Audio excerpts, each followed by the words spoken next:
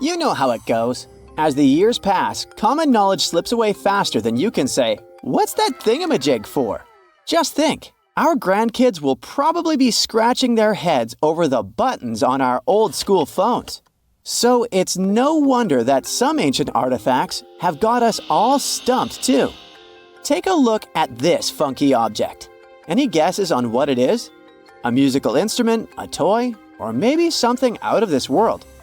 Beats me, and even the experts have no exact answer. This little guy is a Roman dodecahedron, discovered by some amateur archaeologists near Lincoln, England. It's shaped like a fist and made of a mix of metals. Now, as for what this thingy was used for, that's the million-dollar question. Supposedly, these guys were all the rage back in the day in northern Gaul and Roman Germany. According to some ancient maps, similar dodecahedrons have turned up in Europe, Britain, and even along the maritime Silk Road in Southeast Asia. The plot thickens as more and more of these dodecahedrons pop up. Some had wax inside, leading scientists to think they were candle holders. Others think they might have been used for knitting gloves, since none have been found in warmer regions. There's even one found in Geneva with zodiac signs etched on it, sparking some woo-woo theories about fortune-telling. And now a fresh discovery has got everyone's head spinning. Could this be some kind of sacred tool for the Romans? Who knows? Maybe it's the first multi-tool ever, invented way before Swiss Army knives were a thing. Carved stone balls from Scotland are another historical mystery. They most likely date back to the late Neolithic period and come in various types, from sandstone to granite. They're all roughly the same size and have intricate, evenly spaced patterns of circular bosses or knobs. Most of these designs have 6 bosses, but the number can range from 3 to 160. Some of these balls are more skillfully crafted than others, and a few even have extra decorations. There are over 400 carved stone balls and mostly found in Scotland, although some have turned up in northern England and Ireland. These stone balls rarely show signs of damage or use, and there are no clues that would give away their function. Most experts think they weren't practical tools, but had some symbolic or social importance, probably a sign of power or prestige within their communities. The Fulton drums are the 3 stone cylinders from Neolithic Britain, discovered in the late 19th century in a burial mound in East Yorkshire.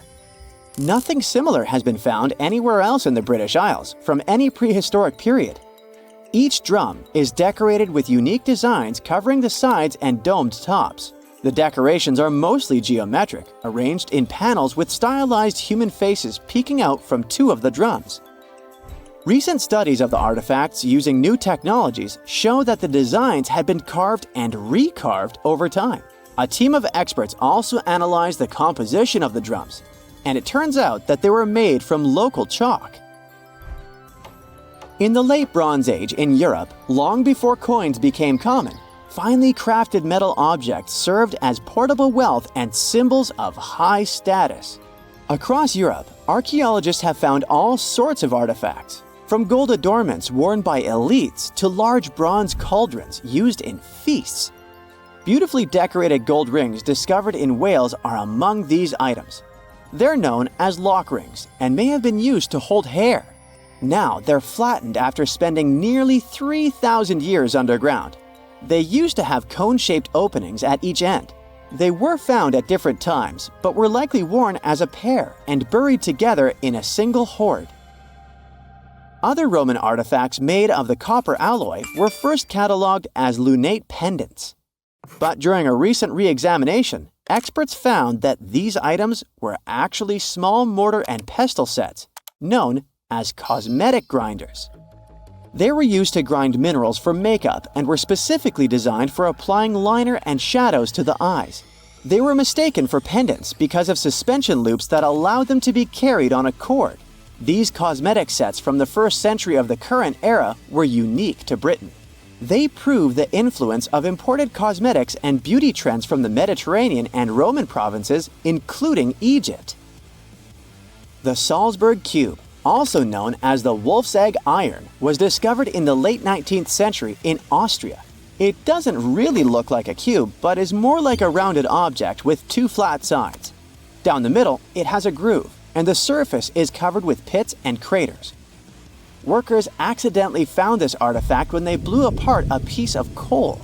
The coal seam it came from is thought to be over 60 million years old. The Salsburg cube moved between museums, mysteriously vanished in the early 20th century, and then showed up again. Some researchers thought it must be a Victorian-era candlestick holder, but still, no one knows the true story of the cube or its current location. Archaeologists have unearthed an incredible historical find in Pakistan, an ancient sphinx estimated to be around 12,500 years old. The region where it was found was once a busy center of the ancient Indus Valley civilization. It had advanced urban planning, intricate art, and sophisticated drainage systems. The discovery of the ancient sphinx is a good example of their progressive art. We all know of the Great Sphinx of Giza, but what was the significance of the sphinx in the Indus Valley culture? Their sphinx has designs and carvings that show scenes with their daily activities, which means it may have had a more complex role than a symbol of power or guardian. It could stand for a balance between humans and nature, or even a deity associated with agriculture. Arequipa in Chile sits on the sandy dunes of the Atacama Desert, known as the driest desert in the world. Long before this coastal town was built in the 16th century, the Chinchorro people called this region their home. Archaeologists found hundreds of their mummies. Radiocarbon dating showed that these mummies are over 7,000 years old, which makes them 2,000 years older than the famous Egyptian mummies. The Chinchorro used special techniques to preserve the mummies, not just relying on the dry climate for that. And unlike the Egyptians, they didn't just do it for the elite members of their society, but for everyone, no matter what age or status they had. The local people living in Arequipa now are so used to finding mummies in their backyards that they don't feel weird about living among them. In the winter of 1850, a powerful storm with extra high tides hit the west coast of Orkney, Scotland. The wind and waves ripped away the surf, covering a mound, and revealed stone-built structures beneath. A local antiquarian decided to dig up the village that he thought was from the Iron Age. He managed to unearth the remains of 4 houses and many artifacts from 2 villages. The villages had been buried under sand, so everything was really well preserved. Carbon dating wasn't a thing back then yet, so it was tricky to tell the exact age of the villages. Almost a century later, with new tech, researchers were finally able to tell that the place was actually from Neolithic times. You can still see stone dressers and box beds in the prehistoric houses.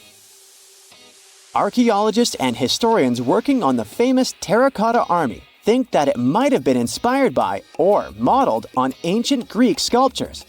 It would mean there was a cultural contact between East and West much earlier than we thought, long before the Silk Road trade route.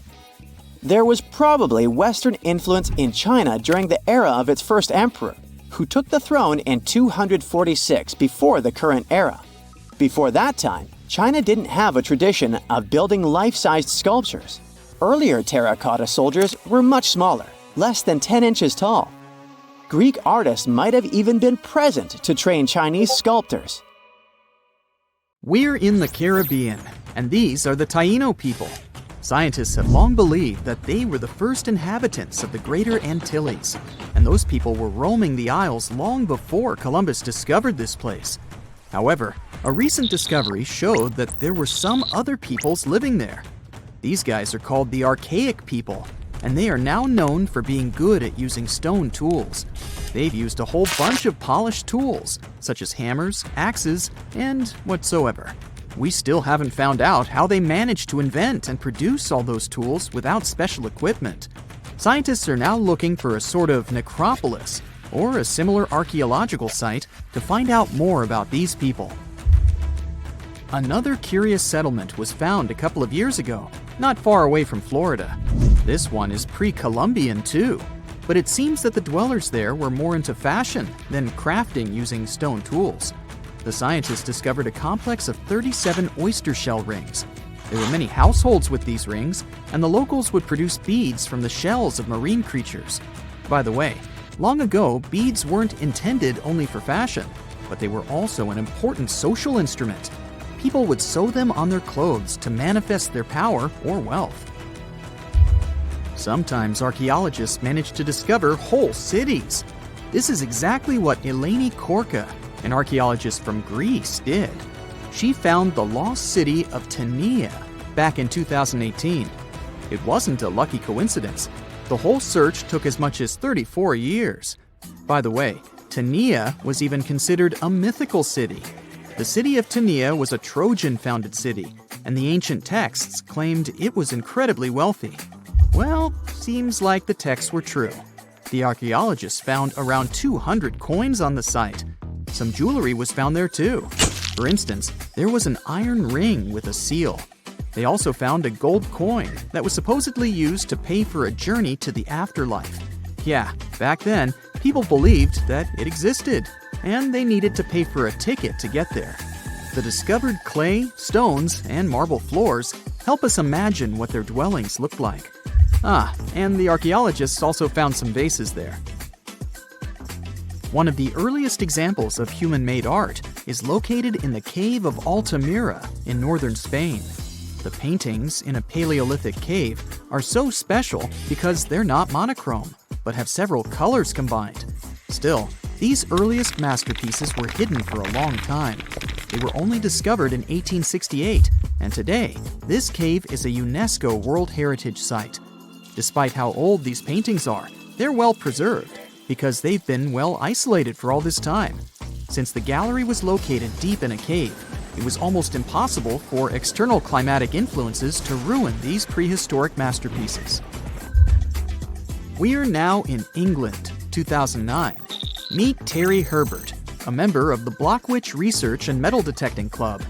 One day, he was casually inspecting plowed farmland in Staffordshire with a metal detector. I guess he must have wanted to find something special, but I bet he didn't expect to find what he actually stumbled upon. He discovered something that scientists later called the largest hoard of Anglo-Saxon gold and silver metalwork ever found. There's a list of items discovered, but if I start reading it to you, it's going to take me a really long time. To make a long story short, the archaeologists found 11 pounds of gold, 3 pounds of silver, and about 3,500 pieces of jewelry. No wonder this discovery is called the Staffordshire Hoard. The Birmingham Museum and the Art Gallery and Potteries Museum chipped in and bought the entire collection for over £3 million. Messages in a bottle are a famous cultural phenomenon we often see in movies, but it turns out this method of preserving letters is quite efficient. This is proven by the Dead Sea Scrolls. Back in the 1940s, Bedouin shepherds discovered 7 scrolls contained in clay jars in a cave. These scrolls were determined to be around 2,000 years old. But these manuscripts were only the beginning of a number of great discoveries. The Bedouins sold these manuscripts, but people continued finding more. The last discovery took place in 2021, and who knows, maybe there's more to find. Another piece of art recently found in a cave was a painted shell. This fossil was discovered in northern Italy, and scientists believe such fossils were collected by Neanderthals. This find is curious for a reason. Neanderthals are believed to have been quite primitive, but this shell proves the opposite. Back in 2004, Robert Muckle, an archaeology professor, heard about a peculiar site hidden in the forest of the North Shore Mountains of British Columbia. Robert knew that a few old cans and a saw blade had been found there. This place was believed to be a sort of logging camp, but a thorough excavation that took 14 years to complete revealed something different. Turns out, it wasn't a logging camp, but a long-lost Japanese settlement. The archaeologists found around 1,000 items, such as white and blue rice bowls, teapots, pocket watches, sake bottles, and buttons. The ceramics weren't that well preserved, so they only discovered hundreds of fragments. In one of his interviews, Robert mentioned that they also found remnants of a bathhouse. The community that lived there was pretty small, since there were only about 14 houses found. The scientists believe that they must have lived there in secret. people have changed their preferences over the centuries. Fashion has certainly changed, and our houses too, not to mention our technologies. But there's one thing for sure that's been unchanged: our love for food. Scientists managed to discover some of the oldest examples of people's favorite food. They inspected some ancient pottery and managed to find traces of best-loved food dating back to around 2000 BCE. It all happened in Sicily.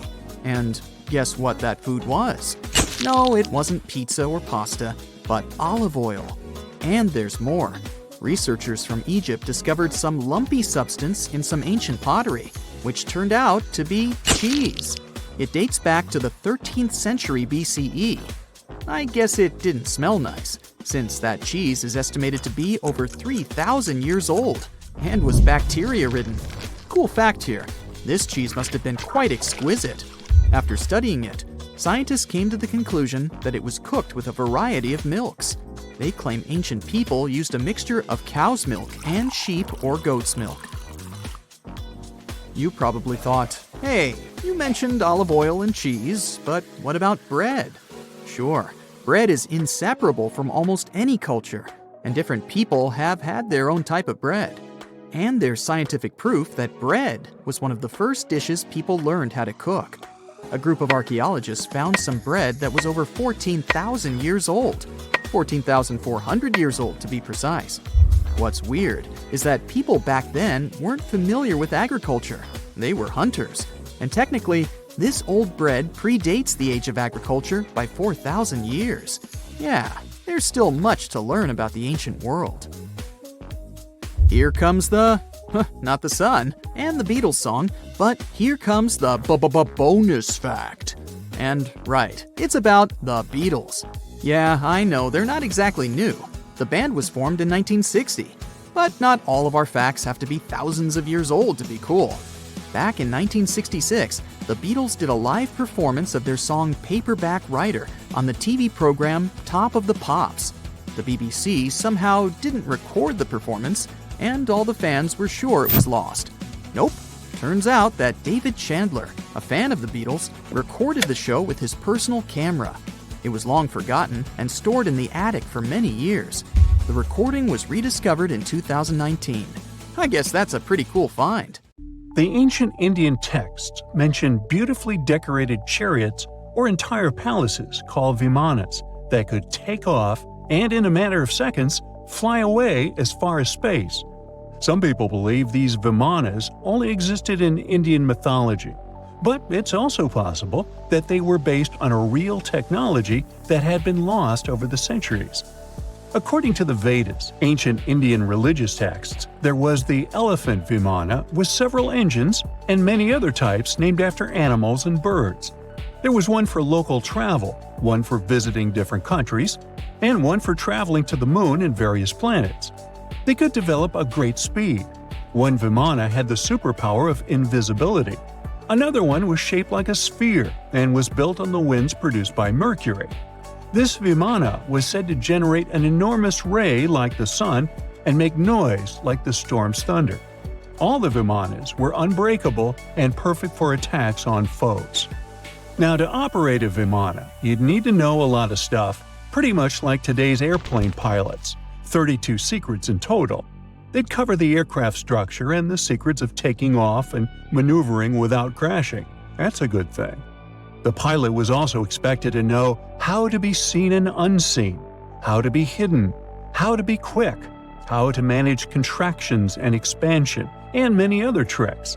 To hide the flying machine from foes, the pilot was instructed to move to the 8th atmospheric layer above the Earth and use the power of dark solar rays. This instruction might sound a bit weird, but there were others, more realistic ones, which still make sense in modern aeronautics. There are sections of ancient texts on the Vimanas that focus on details like flight paths, pilot training, navigation, and even suitable clothes for pilots and recommended food for long flights. There was also a lot of technical detail about the use of heat-absorbing metals, the metals utilized, and melting points. The supporters of the theory that the Vimanas were more than just myths are sure that the ancient Indians would unlikely go into all these details just for a beautiful story. So, the flying palaces might have been real and way ahead of their time, like many other great Indian inventions. Back in the 6th century BCE, an Indian physician named Sushruta basically wrote the original guide to medicine and surgery. They even called him the father of surgery for his work. Sushruta laid down the details on hundreds of medicinal plants and described complex surgical procedures. He gave instructions on nose reconstructions and skin transplants from one part of the body to another. The original method of rhinoplasty, which involved taking a piece of skin from the forehead to reconstruct the nose, is still used today. But back then, it had a slightly different purpose than surprising your followers on social media. Those nose jobs helped out folks who had lost their noses as punishment for crimes or in fights. Now, you gotta thank an ancient Indian math prodigy for the invention of zero. It might not seem like a big deal, but without it, we would have no binary system and no computers. People before the 5th century CE were only thinking about some sort of a sign to indicate nothing. The invention made addition, subtraction, and other mathematical operations a whole lot easier. You can see the oldest zero in existence carved in the wall of a temple in Gwalior, India. The Indus Valley civilization was using rulers in 1500 BCE and earlier. Made from ivory, these rulers were found during excavations in what is present-day Pakistan and northwestern India. They were widely used in architecture with amazing accuracy. They had units corresponding to slightly over 1 inch that were marked with precise subdivisions within 5/1000ths of an inch. The next invention is more of a concept than a physical item. Standardization is all about setting the rules based on a bunch of people, things, or interests. One of its cool applications that we've all gotten used to is standard weights. Whether you're using pounds or kilograms, you need these universal measurements for weight, right? For this, we owe a big shout-out to the merchants from the Indus Valley civilization who lived around 4,000 years ago. They were measuring everything from food grains to fancy luxury goods using these standardized weights. And their weights had decimal and binary mathematical systems going on. They didn't have high-tech gear, but they pulled off some serious precision using complex calculations and even sand for construction. Their art of standardization made its way to Persia and Central Asia, basically becoming the global weight-watching standard. So, if yoga is your go-to exercise, you definitely have a personal reason to appreciate the ancient Indian geniuses. Over 5,000 years ago, during the rule of the Indus-Sarasvati civilization in northern India, yoga was first mentioned in the Vedas. Yoga was refined and shaped over the centuries until it grew into a massive teaching with over 200 sacred writings dedicated to this way of obtaining enlightenment. At the beginning of the current era, yoga got a new trajectory thanks to a Hindu writer who laid down a system of yoga in his text, the Yoga Sutras. It became a whole-body rejuvenation, a life-extending practice with poses that you are still doing on the mat today. Yoga has reached the Western world only in the 19th century, and it caught on like wildfire. Chess, the all-time top game for intellectuals, is also an Indian invention. Its ancestor was called Chaturanga, and it was a strategic board game that started gaining popularity around 3,000 years before the current era. This early Indian version of chess was played by 4 people, not 2, and had 64 squares. Each player had 8 pieces, ranging from pawns to kings, bishops to knights, and there was no standard 6-faced dice. They rolled with an oblong one. Players facing off were actually allies, forming 2 teams based on the direction they sat. Chess, that we know and love today, was first mentioned in ancient Indian literature in a legend. It said that the wife of a villain called Ravana had invented the game to amuse him. Now, the word shampoo comes from the Hindi word, which means to soothe or knead. The substance was invented in India in 1762 and was originally used for head massages, hence the name. The first shampoo was made of natural oils and herbs. British traders fell in love with the idea and brought it back with them to England. It took years for the original head massage oil to evolve into shampoo as we know it today, but it's still an Indian invention. Unlike the ancient Greeks, who wore animal skins, the Indians started cultivating cotton back in the 5th and 4th centuries before the current era. They used cotton threads to produce fabrics that soon became a huge hit in the Mediterranean and beyond. Jute and wool also have their origins in India. Cashmere, the finest and most exclusive type of wool, actually comes from the Kashmir region of India. Buttons that sit proudly on that cashmere cardigan of yours also have ancient Indian origins. Some 5,000 years ago, the Indus Valley civilization started cutting seashells into geometric shapes with tiny holes in them. First, they were just decorations, but then people started using them to fasten clothes. Now, when you think about radio communication pioneers, Marconi's name usually steals the spotlight. He got a Nobel Prize in Physics in 1909 for his groundbreaking radio work. But there's an unsung hero in the radio waves game, and his name is Sir Jagdish Chandra Bose. He spilled the beans on radio communication way back in 1895. He shot an electromagnetic wave across 75 feet at the town hall in Calcutta, and it went through walls, rang a bell, and even set off some gunpowder. Marconi took a page from Bose's book, using his invention, the Mercury Coherer, as a blueprint for his own two-way radio. Bose didn't patent his genius creation, so he only got his credit a century later. Phantasmagory is said to be the first animated film ever. It was made in 1908, and it's one of the earliest examples of hand-drawn animation. But did you know that ancient people entertained children with cartoons about 2.6 million years ago? A new study reveals that ancient people were the ones who first made pictures look animated. How? They carved pictures of animals on stones and placed them around fires. When the light starts bouncing around, those ancient animals just can't help but shake it and shimmy. The prehistoric carvings come to life in the flickering firelight, with those animals jumping in and out of focus like they're ready to party. Imagine how fun it would have been for prehistoric families to sit around a fire and create these animated carvings. It turns out that even some of the ancient wall paintings and carvings found in caves were inspired by their appearance in the moving light and shadows of flames. So, basically, these old-timey carvings were made to come to life when firelight hit them. And now researchers made a movie showing that cool effect on a 3D model of some horse engravings. The study says our brains are wired to see moving things in changing light, which is why these carvings probably mattered to our ancestors. In other words, cave people were like, hey, let's carve some cool stuff on this rock, and when we light a fire, it'll look like it's moving. And now these scientists were like, that's awesome! Let's make a movie to show this, everyone! Andy Needham and his teammates used modern scanning and virtual reality tech to study 50 flat carved rocks called plaquettes made of limestone. These rocks were found in southern France back in the 1800s and now sit in a museum in London. They are covered in 77 realistic carvings of all sorts of animals, like horses, reindeer, and chamois. Apparently, Homo sapiens, with a lot of time on their hands, made these engravings a whopping 12,000 to 16,000 years ago. Needham realized that many of these carved rocks were harmed by fire, some covered in white ash, others dried or fractured because of heat. Upon closer examination, he discovered pink bands of discoloration resulting from iron deposits in the stone.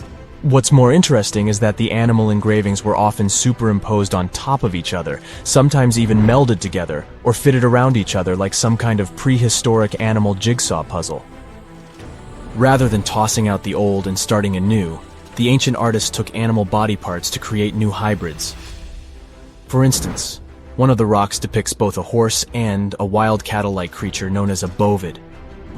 In this masterpiece of prehistoric art, the horse's abdomen and neck become the back and neck of the bovid, while the horse's head forms the bovid's ear. What a creative way of recycling. Researchers believe that the prehistoric rocks from Montestric were used as primetime entertainment for our ancestors. More than one person carved the animals. People from different levels of skills showed their artistic glory, and it was a group effort. The fact that these rocks were found together also suggests that this was a community activity. So it's like families were all gathered around the TV, carving rocks and cheering on their favorite carved animals. Who needs Netflix when you have Paleolithic TV? The engravings on these rocks and the signs they were exposed to heat suggest they were created to look like they were moving. Sometimes you see different animals in different poses, so one would come to life, and then another, and then a different one. It's like a Stone Age version of Disney. Similar techniques might have influenced some of the ancient cave paintings, such as those at the breathtaking Chauvet Cave in southeastern France. The animal portraits there are also overlaid on each other, and some look like they were heated by fires underneath them, which means that our prehistoric ancestors might have been the first animators in the world. Alright, since we talked about young people's favorite pastime activity, shall we take a trip back in time to discover the world's oldest toys? One of the most ancient toys discovered was a simple ball made from clay and found in the ruins of ancient Mesopotamia. It might seem like a simple toy, but our ancestors were playing with them as far back as 3000 BC. But back then, they didn't have fancy video games or elaborate board games, so a ball was the pinnacle of entertainment. But the Mesopotamians weren't the only ones having fun. In ancient Greece, children played with dolls made of clay. In Egypt, kids had toys shaped like animals, but they also had dolls made from materials like clay, papyrus, and ivory. But the most impressive thing about these dolls? They had movable limbs. That's right, our ancient ancestors were playing with articulated dolls before it was cool. But it's not all fun and games. Toys also had a practical purpose back in the day. In fact, many of the toys discovered by archaeologists were actually used to teach children important skills. For example, Egyptian children played with dolls that were shaped like doctors, which helped them learn about medicine and healthcare. And let's not forget about the toys that were used to train future warriors. In ancient China, kids played with toy horses and chariots, which helped them prepare for a life of battle. Talk about getting a head start on your career. Moving on to primitive board games, which have been around for over 5,000 years. The oldest board game is called Senet, and was discovered in ancient Egyptian tombs. It's a bit like a cross between chess and backgammon, and it was so popular that it was played for over 2,000 years. Now that's a game with staying power. But let's not forget about toys for the little ones. Archaeologists have found ancient rattles and whistles that were used to entertain even younger members of their families. And if you thought your kid's toy collection was impressive, just wait until you hear about the ancient Egyptian princess who had over 100 wooden toys in her chamber. But perhaps the most surprising toy of all was the yo-yo. That's right. The yo-yo has been around for over 2,000 years. It was first invented in ancient Greece and was often used in battle, believe it or not. But eventually people realized that it was much more fun to just play with it and do tricks. Marbles are also around as a toy that has been entertaining kids, and some adults, for thousands of years. Archaeologists have found evidence of marble dating back to around 5,000 years ago in the Indus Valley civilization. Back in those days, marbles were made from all sorts of things. Want to take a wild guess? Okay, I'll tell you. Fruit pits and small pieces of smoothed stone. That's right, those ancient kids were getting creative with their playthings. Some artisans even went the extra mile and crafted marbles from clay. Let's head back to ancient Egyptians and their adorable miniature boats made from ivory, wood, and clay. These miniatures may be acknowledged as toys, but they were also meant to represent crossing over to the other side. Viking kids had similar types of items too. A wooden toy boat over 1,000 years old was found on a farmstead near the coast of Norway. This toy looked like a real boat, and it would have been the ultimate cool thing, just like how kids today go nuts over race cars and drones. You can imagine little ones back then showing off their toy boats to their friends. Many of these toys are still pretty fun to play with today. There are many others left aside, like toy soldiers and spinning tops. Do you want to know more about ancient toys or gadgets from the early days of cinema? It's 1898, and you're taking part in excavations in Saqqara. This place, not far away from Cairo, is full of ancient tombs and pyramids.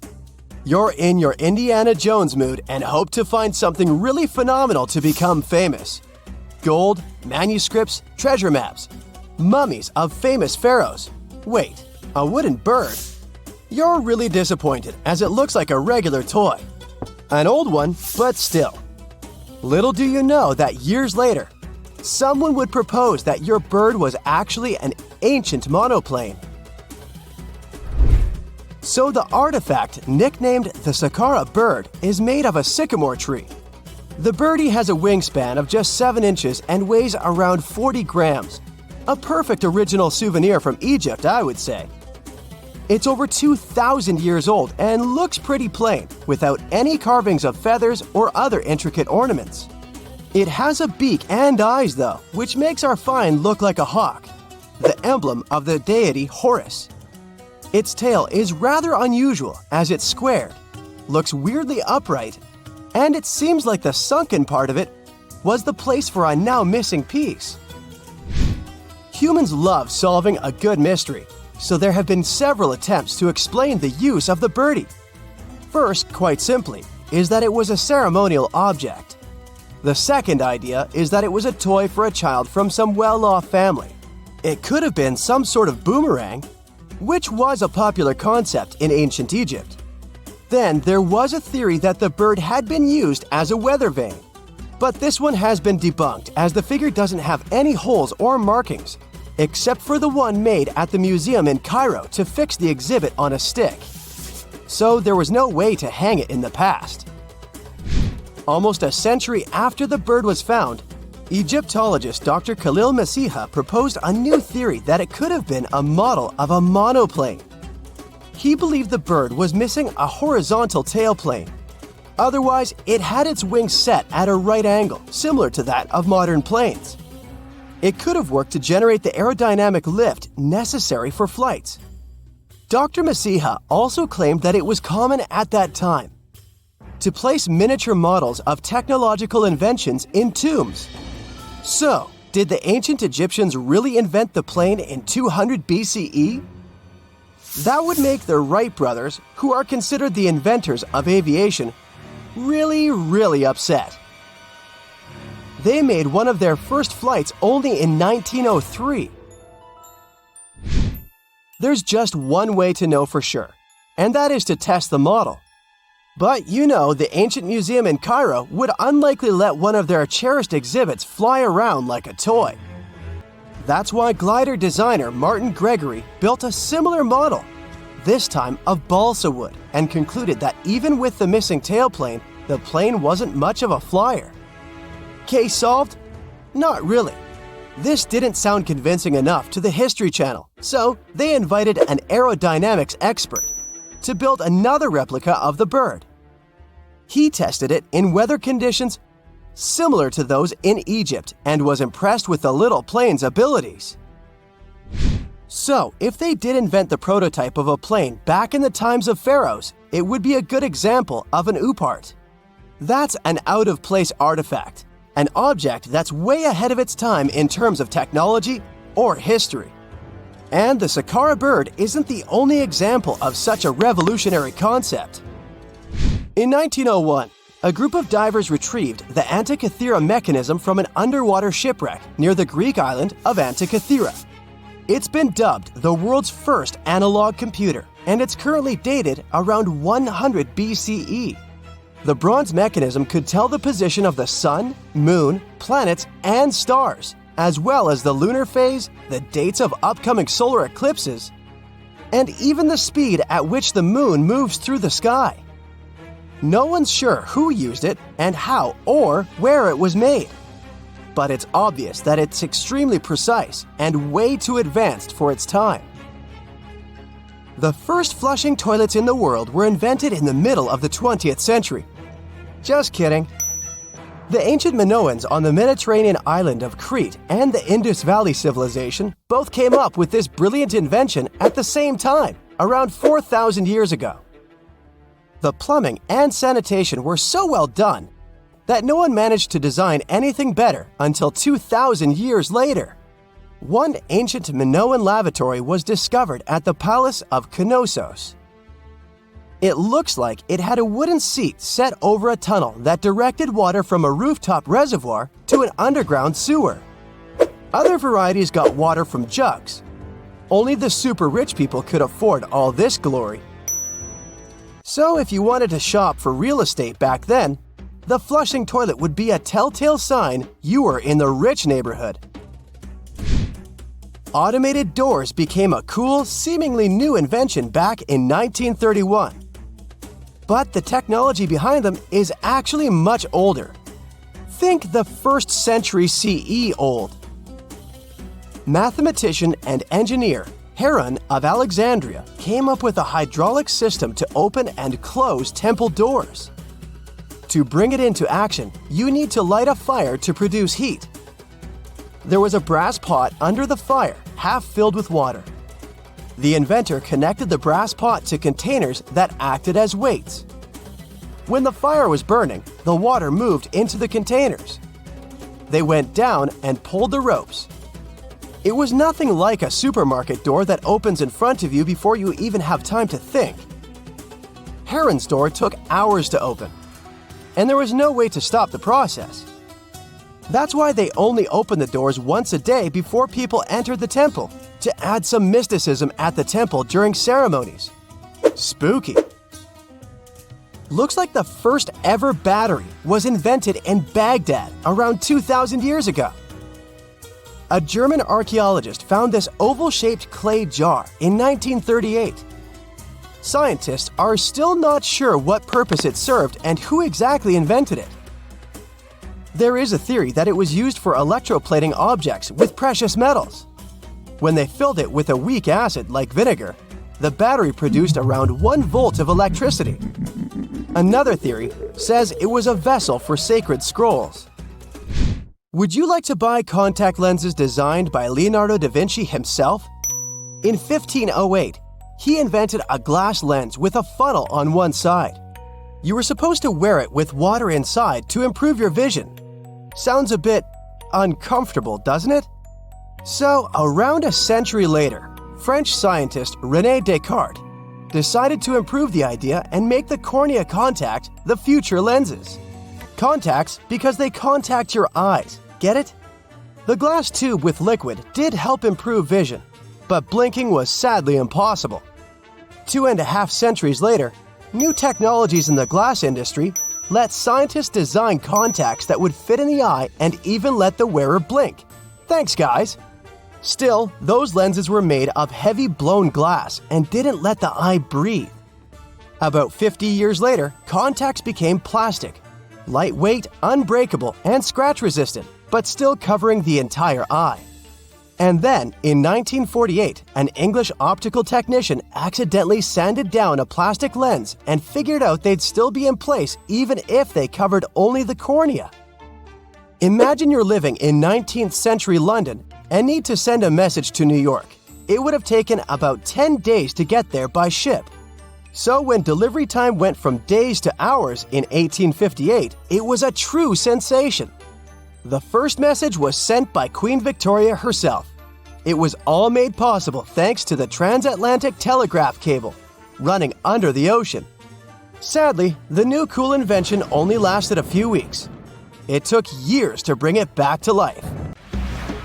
Before we get into the reason why and how there are pyramids all around the world, let's talk about some of the examples. I'll start with the Pyramid of the Sun in Mexico. These folks really knew how to build a city. Their well-planned urban center spanned over 7 square miles and boasted several pyramids. But the Pyramid of the Sun is the most impressive. This giant pyramid was built way back in 100 CE and is one of the biggest structures of its kind in the whole Western Hemisphere. It's so big that it's 216 feet high above the ground. If you ever find yourself in this ancient city, you won't be able to miss the Pyramid of the Sun. It's right there on the east side of the Avenue of the Dead, the city's main north-south street. To build this incredible pyramid, around 1 million cubic yards of material were used, including a special kind of red volcanic rock called hued tezontle. Impressive, huh? We don't know too much about the people who built the Pyramid of the Sun or its purpose. But archaeologists believe there was once a temple on top of it. When explorers went below the pyramid in the 1970s, they found a bunch of cool tunnels and chambers. In 2011, they even found a secret stash of clay pots, obsidian pieces, animal bones, human figurines, and a mask. Who knows what other secrets the pyramid is hiding? If you decide to see this one, you must climb the pyramid using the 248 uneven steps on the west side. Watch your step. Sudan got some pyramids too. Nubian pyramids aren't as big as the ones in Egypt, but they still got around 200 of them. These ancient pyramids have been home to the tombs of the pharaohs of the Meroitic kingdom for almost 1,000 years, who ruled Egypt from Nubia to the Mediterranean Sea. The pyramids at Meroe were constructed using granite and reddish sandstone. Oh, and did you know that Sudan has more ancient pyramids than Egypt?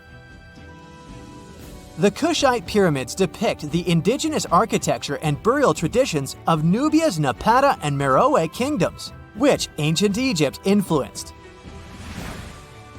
Meroe, the burial site of over 40 queens and kings, is the most extensive Nubian pyramid site.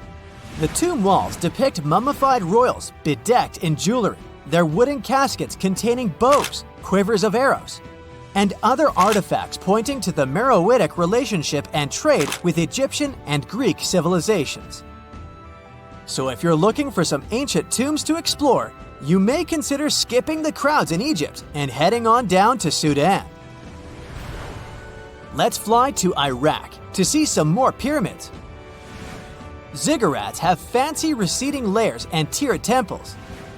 Instead of a smooth exterior, it has tiers like a cake.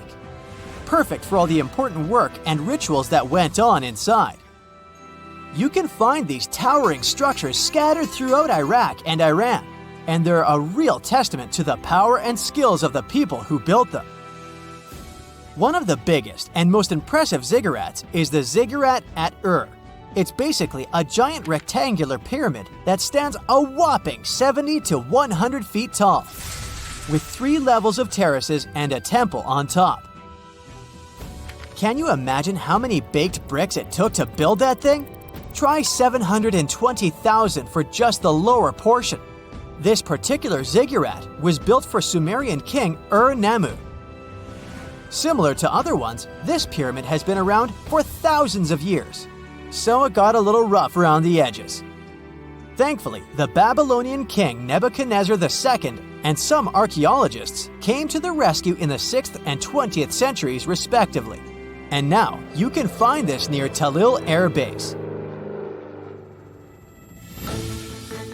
The ziggurat at Ur was built in 2100 BCE by King Ur-Nammu for the moon deity Nana.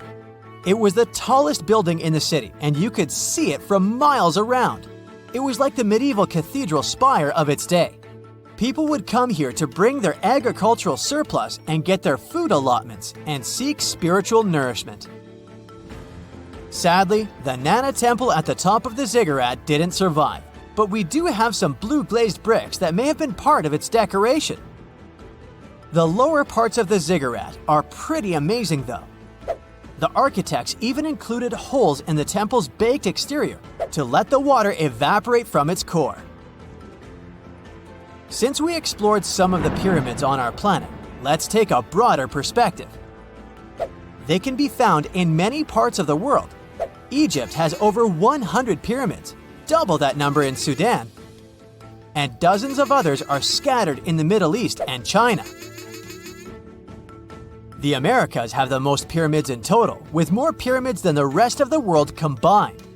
These pyramids are located in Mexico, Guatemala, Honduras, and El Salvador. Time to know more about the evolution of pyramids through history. The oldest pyramid is in Egypt. This pyramid was a step pyramid, which was created by placing one layer of stone on top of another. The pharaoh Sneferu is credited with creating the pyramid shape we recognize today. During his 45-year reign, he built 3 pyramids. His first 2 attempts failed, but he finally got it right with the Red Pyramid, which is considered the first true pyramid. It was Sneferu's son, Khufu, who built the Great Pyramid of Giza, which was the tallest human-made structure on Earth for almost 4,000 years. Latin American pyramids are similar to early Egyptian step pyramids, but they were built independently, with no knowledge of each other. The pyramids in Sudan were built around 700 BCE and are tall but much narrower than those in Egypt. How in the world did all these civilizations build these things without even texting each other? After all, the Aztecs, Mayans, and ancient Egyptians were about as different as possible. But despite their cultural differences, they all seem to agree on one thing: pyramids were pretty cool. Step pyramids are all around the world because they were the most feasible and stable way to build large and tall structures without access to lighter building materials like wood and metal. The triangular form with a square base is the best way to build a sturdy structure, and having a cube structure would require more material for less height. Now, when it comes to pyramid design, the Egyptian pyramids were like giant triangles with a square base, smooth sides, and a pointy top. On the other hand, the Aztecs and Mayans went for a tiered cake look, with steps leading up to a flat platform on top. So, while all these pyramids share the same basic shape, they have their own unique flair. Each group built its pyramids using different materials, techniques, and slope angles. So while they may have been inspired by each other's work occasionally, they were just doing their own thing. Egyptian pyramids had smooth, angled sides that were designed to help the pharaoh's soul ascend to heaven. The Pyramid of the Sun was built over a series of caves that served as a passageway for the deities. The Maya built the temple of Kukulkan in Chichen Itza to honor the deity Kukulkan, usually represented by a serpent. Nicknamed El Castillo, it has 91 steps on each side, plus a platform. That's 365 steps, one for each day of the Mayan calendar. Tell me, Brightsiders, how were pyramids built? To begin with, humans made them, not a foreign race from space that landed on Earth. You see, one thing that all pyramids have in common is that they were built without advanced tools or even the wheel. It took a lot of people to build them, including skilled laborers and architects. For example, it's estimated that 20,000 people built the Great Pyramid of Giza, and it's believed that most of them were skilled laborers. Building pyramids was a massive undertaking that required years of planning and effort. The Great Pyramid at Cholula, Mexico, took 600 years to complete. We know that the ancient Egyptians were talented enough to build something as grand as the pyramids, but were they also smart enough to measure the speed of light? There's a theory circulating online that says exactly that. If you look at these two numbers, you'll see that they match completely. The first one is the speed of light in a vacuum measured in meters, and the second one is the latitude of the Great Pyramid of Giza. So, was it done on purpose, or is it just a coincidence? Well, happily, we can tell you that it's actually just a coincidence, not another conspiracy thingy. The Great Pyramid is just one of the many places in the world that share the same latitude. And more importantly, even if the ancient Egyptians had somehow measured the speed of light and chosen to keep it a secret from the rest of the world, they wouldn't have used meters to put it down. Meters were only defined at the end of the 18th century. The builders of the pyramids used a different unit of measure called cubits. 1 cubit is equal to 1.5 feet. Cubit was based on the length of the arm from the elbow to the tip of the middle finger, and it became popular in the ancient world. So if they wanted to impress the rest of the world and set the pyramids at a point that matched the speed of light in cubits, they would have to build their iconic constructions somewhere in Europe. And then the Danish astronomer who first measured the speed of light in 1676 would have been really upset to know that someone had done it centuries before him. So, although they were ahead of their time in many aspects, the ancient Egyptians never measured the speed of light or used longitude and latitude to map their locations. The base of the Great Pyramid of Giza might seem like a perfect square, but it's actually an 8-sided structure, not 4-sided. Each of its 4 sides has a subtle concave indentation that splits it evenly from base to tip. The official version is that a British pilot was the first to notice it in 1940 while flying over the pyramid. He took a photograph that showed shadows highlighting these indentations. Some people think these lines are only visible from above and can best be seen at dawn and dusk during the spring and autumn equinoxes. This has led to a freaky theory that the ancient Egyptians might have designed the pyramids to communicate with something looking at them from above. Now, the Great Pyramid is one of only 3 pyramids that used to have a swivel door. It weighed around 20 tons, but they could still easily open it from the inside. Its precise fit made it nearly invisible from the outside, with no visible latch or handle. There were only slight variations in the exterior stone that gave out an opening. The other 2 pyramids with similar doors belonged to Khufu's father and grandfather. The Great Pyramid also has a hidden void at least 100 feet long that was only found in 2017. We still don't know what lies within the space, what purpose it served, or if it is the only space of its kind. Researchers used the same tech to see through cathedral walls, Mayan pyramids, and even volcanoes. It depends on a natural shower of subatomic particles called muons. They pass more easily through empty space than through solid materials. So if they arrange multiple muon detectors around a structure, scientists can map out its solid and empty areas. A team of scientists placed muon detectors inside the Great Pyramid and allowed them to gather data for months. Scientists have analyzed samples of the mortar used to build the pyramids many times. Although we know its composition, modern technology still can't replicate it. The mortar is mostly made from processed gypsum, but it wasn't used like the cement we use for bricks today. Instead, they used it to support the joints between the massive stones as they were set in place. The estimated amount they needed to construct the Great Pyramid was around 500,000 tons of mortar.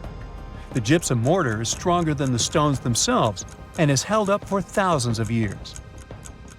Now, all 4 sides of the Great Pyramid are aligned with the cardinal points – north, south, east, and west.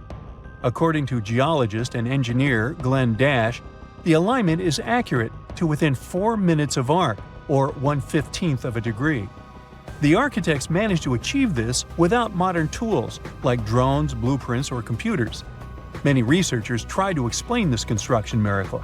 Maybe they used the pole star or the sun's shadow. Dash recently proposed a new, simpler idea. The Egyptians might have used the autumnal equinox to align the pyramids. It happens twice a year when the Earth's equator passes through the center of the sun's disk, making day and night nearly equal in length.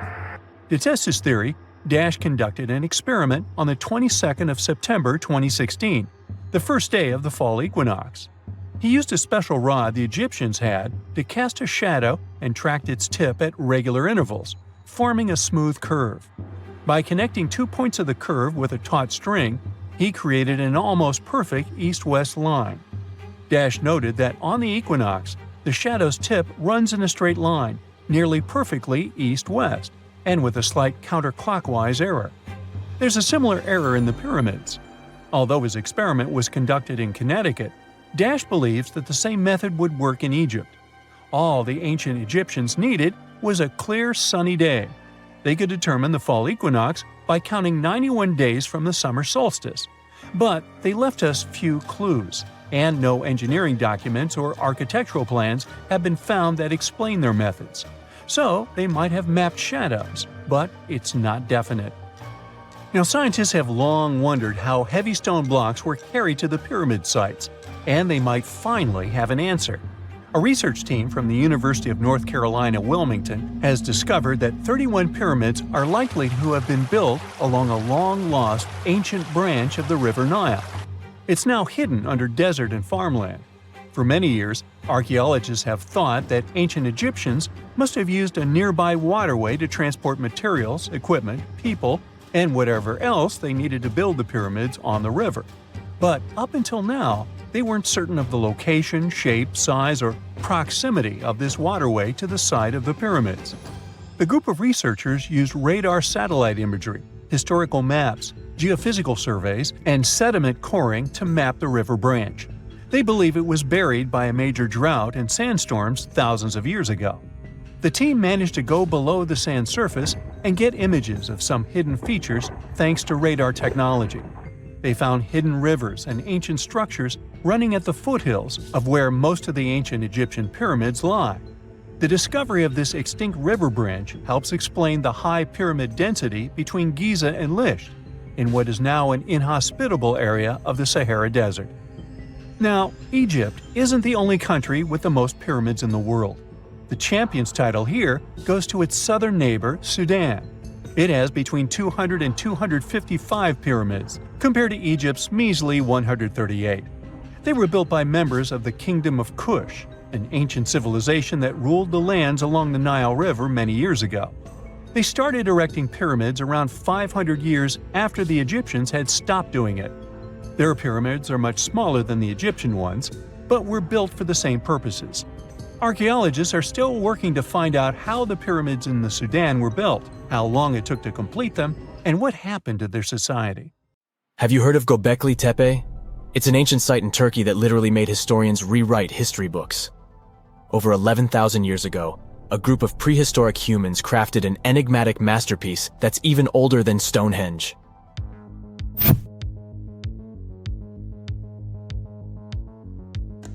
Before its discovery, archaeologists believed that people didn't know about iron and weren't good at making pottery.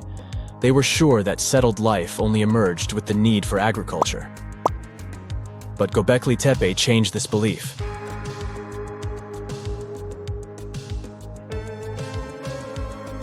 The place has revealed that it was the temple that paved the way for a settled life, not agriculture.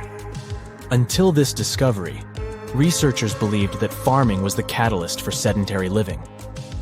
Meet Professor Schmidt, the guy whose findings changed this theory. He managed to prove that hunter-gatherer communities laid the very foundations of this way of life.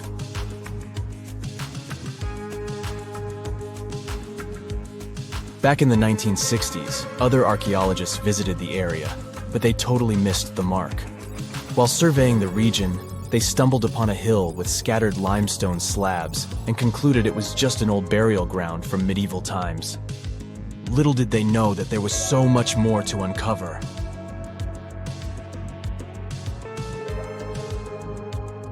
In 1994, Schmidt embarked on his own survey of prehistoric sites in the area. Surprise! He instantly realized he had discovered something truly extraordinary.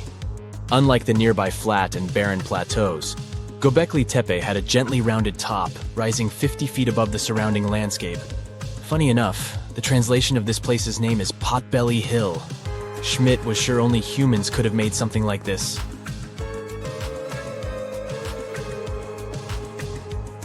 Those broken limestone pieces that were mistaken for gravestones turned out to be way more exciting. It was like stumbling upon a hidden treasure. The pieces took on a whole new meaning, and Schmidt with his team was about to dive into the secrets waiting beneath the surface. To their surprise, they found no traces of a settlement, no hearths for cooking, no houses, and none of those adorable clay figurines commonly found in nearby sites of similar age. However, they uncovered that those ancient people used tools like stone hammers. So, Schmidt and his team put their heads together and took a wild guess at the age of Gobeckli Tepe's stone structures. Their estimation got backed up by some limited carbon dating done right at the site. The ancient vibes of this place were finally starting to make sense. It was like a puzzle slowly coming together.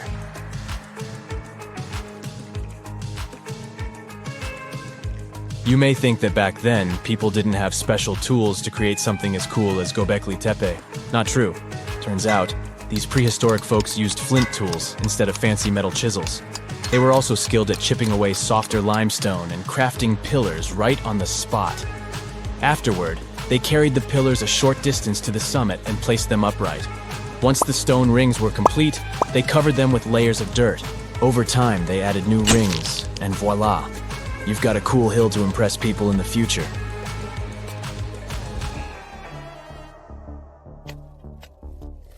During their first year of excavation, the team went through 15,000 pieces of animal bones from wild creatures. These people didn't have pet animals or grow their own food. They hunted wild animals for their meals. But things were about to change, because the place had everything they needed to start farming. Scientists say they had wild sheep and wild grains that could be domesticated. And guess what? Just 20 miles away, geneticists found evidence of the world's oldest domesticated strains of wheat at a prehistoric village.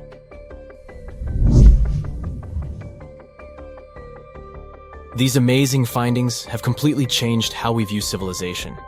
In the past, experts believed that people needed to learn how to farm and settle in one place before they could build temples and develop complex societies. But guess what? Schmidt's research flips that idea on its head. He claims that the incredible effort put into constructing these astonishing structures actually set the stage for the development of advanced societies. It means that societal and cultural changes happened before agriculture. Schmidt has this fascinating hypothesis about Gobeckli Tepe. He thinks it could have been a special burial site where people left their loved ones. And here's the twist. The burial site was adorned with fancy statues and symbols representing deities from the spiritual realm. The idea that Gobeckli Tepe could have served as a sacred place adds another layer of complexity to the whole story. While the site's true purpose may remain elusive, Schmidt's insights invite us to consider the profound interplay between life and the afterlife, and the deep reverence ancient hunter-gatherer societies may have had for their departed ancestors. Now let's talk about the stars of the show, the mesmerizing T-shaped columns that dominate Gobeckli Tepe. These mysterious structures range from 10 to 20 feet tall and most likely represent stylized human figures. But one figure stands out from the rest, the three-dimensional lion relief. This depiction really fires up our imagination. Why? Because it hints at the possibility that lions roamed Anatolia during the Neolithic period.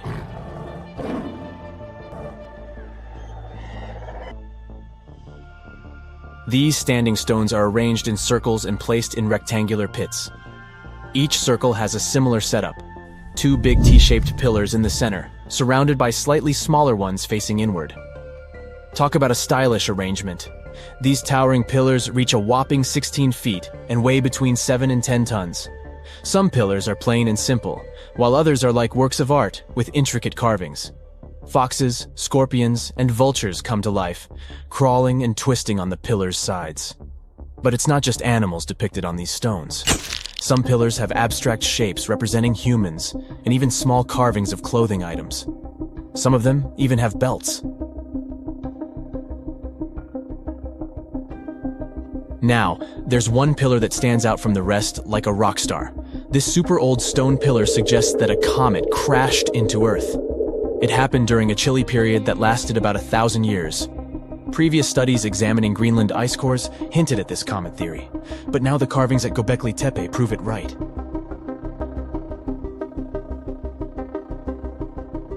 The carvings on the pillars are like a historical comic strip. They even show a headless human figure. Researchers fed the images into a computer and discovered their connections to constellations, indicating that this temple might have been an ancient observatory. It's like our ancestors were trying to document this cataclysmic event in their own unique way. Archaeologists have been excavating and researching Gobeckli Tepe since the mid-1990s, peeling back layers of history and providing us with a deeper understanding of the intricate relationship between various elements. They have no plans to stop the whole process for another 150 years. Who knows what else they'll find?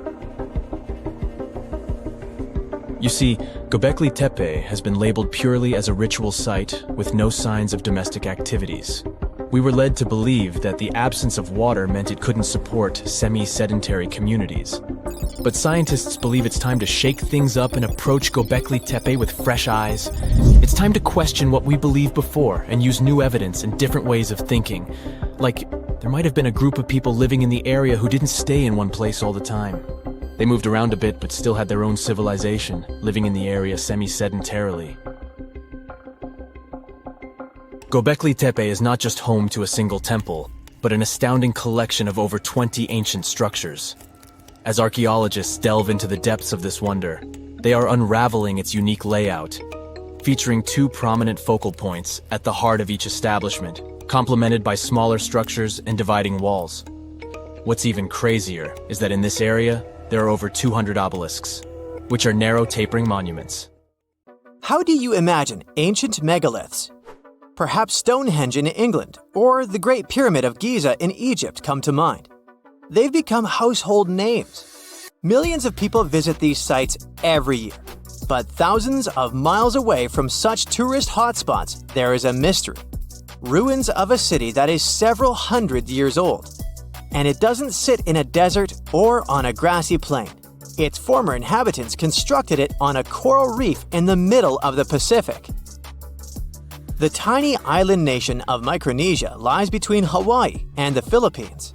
The country is composed of 600 islands and islets. Because of its remote location, very few people visit Micronesia.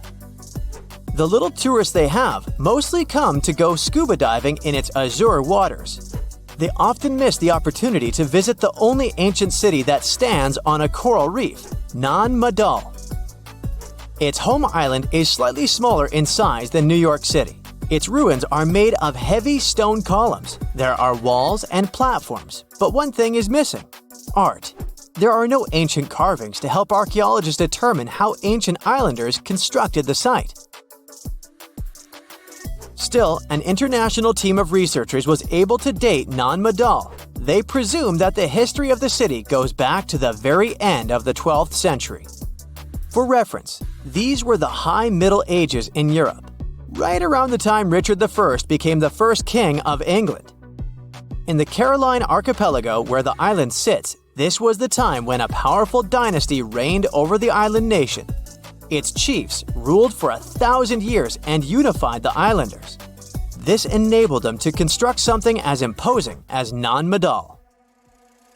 One of the local legends said that the final resting place of the first of these chiefs was somewhere among the ruins. National Geographic launched an expedition to investigate this oral history, and sure enough, they discovered a tomb. It was the size of a football pitch. It featured a labyrinth of walls and passages, just like the ones found in the Egyptian pyramids. The list of similarities doesn't end there. The stone structure in Micronesia didn't seem to have a practical purpose, and a lot of effort went into building it. Its construction presents an engineering mystery for archaeologists. The same can be said for the pyramids in Egypt. The recently discovered tomb offers a clue. It contained an underground crypt which was capped off with a basalt stone. This is a volcanic rock that forms after lava cools down. It's dark in color and rich in iron and magnesium. The whole island is made of a similar volcanic material. It used to be part of an ancient volcano that eroded over time. Basalt boulders can be found all over the archipelago. They're in the shape of long hexagonal columns. The shape is not unusual and can be found all over the planet. Perhaps the most impressive site of basalt columns is Giant's Causeway in Ireland. These rocks formed from 1 to 8 million years ago. The locals probably sourced them from several quarries on the island. This is where the mystery begins. They each weigh several tons, so it's unclear how the natives transported them to the site. They had to navigate the entire width of the island and a lagoon covered with mangroves. These are dense shrubs and trees that grow near the coastline. And the size of the site is impressive. It spans close to 190 acres of a shallow coral reef. That's 4 times the surface size of Grand Central Station. As you might know, the Great Barrier Reef off the northeastern coast of Australia is the largest coral reef system on the planet. But it's a completely natural formation. The coral reef that supports Nan Madal isn't. It's man-made. Stone structures there rest on around 100 artificial coral reefs. The tribes that used to live in the area constructed each and every one of them. They stand at a height of about 3 feet above the waterline. Archaeologists were amazed by the clever building technique. Ancient builders would paddle out at low tide and retrieve coral from the surrounding waters. The conditions for it to grow fast here were perfect. Then, they placed parts of the coral inside underwater frames of stone. Once the first level was filled in, they added another row of stones and repeated the process. This allowed the foundation to rise above the water level. These islets were crisscrossed with tidal canals. The site had 12 walls to protect it against the sea. Harbors today still have similar breakwaters. The general layout of Nan Madal earned it the nickname the Venice of the Pacific. The coral base was strong enough to support the weight of all those basalt columns. Some estimates reveal that all the stones used in the construction weighed 250 million tons. This makes sense when we look at the largest monoliths on the site. These are massive stones that can be both artificial and naturally occurring. An individual cornerstone from the city walls weighs close to 55 tons, and there are several of them stacked on top of each other. The wall they form is higher than a telephone pole. In 1995, the Discovery Channel did an experiment for a special on Nan Madal. They constructed bamboo rafts to test how the ancient builders moved stones around. They were a fraction of the width of the real monoliths. The rafts sank almost immediately. The site's been sitting uninhabited for centuries now. The island's first settlers came by sea around the 1st century. Historians believe they arrived from the nearby Solomon or Vanuatu Islands. The city became a regional administration center at the end of the 11th century. Its heyday is associated with the powerful ruling dynasty. It lasted for nearly 5 centuries. European traders knew about the island for a long time. In the mid-19th century, the Spanish established schools there. In 1873, a Polish anthropologist was the first to systematically explore the ruins of the city. He found heaps of coral, simple bracelets, necklaces, and stone axes. There were also round discs with a hole in the middle that probably served as currency. In modern times, the island became part of Micronesia. Today, the local tribal chief is the supervisor of the ruins. His title dates back to the times of Nan Madal's builders. But the locals cannot explain how exactly their ancestors erected the stone structures. The country's former top archaeologist was once quoted saying, "We don't know how they brought the columns here, and we don't know how they lifted them up to build the walls." Researchers from around the world were determined to get to the bottom of this mystery, quite literally. In 2019, an American team of scientists performed the first ever LiDAR scan of the site. This type of radar uses laser wave pulses to scan under the surface of the Earth. This allows the technicians to create a 3D image of the ground below. The scan revealed a complex irrigation system on the tiny island. This probably explains how ancient Micronesians were able to supply the nearby settlements with drinking water. When it comes to food, it was probably boated in.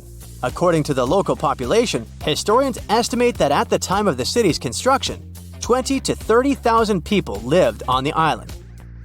In 2016, UNESCO inscribed Nan Madal as a World Heritage Site. The future of the city is uncertain because of the state the waterways are in. They're overgrown with mangroves. The vegetation is undermining the existing structures, and more can be done to promote the place as a tourist attraction. The site gets about 1,000 visitors annually. Compare that to 50,000 people who visit Easter Island each year. Both destinations are pretty far away from the nearest mainland. The distance from Nan Madal to California is more than twice the length of the Mississippi River. Now, have you ever seen cricket balls that are 3 billion years old? Klerksdorp spheres were found in deposits of the mineral pyrophyllite in South Africa and rock the science world. They do look like tiny ancient cricket balls with seams like lines around the middle. Back in the 1980s, some folks claimed these spheres had been made by an advanced pre-flood civilization we know nothing about.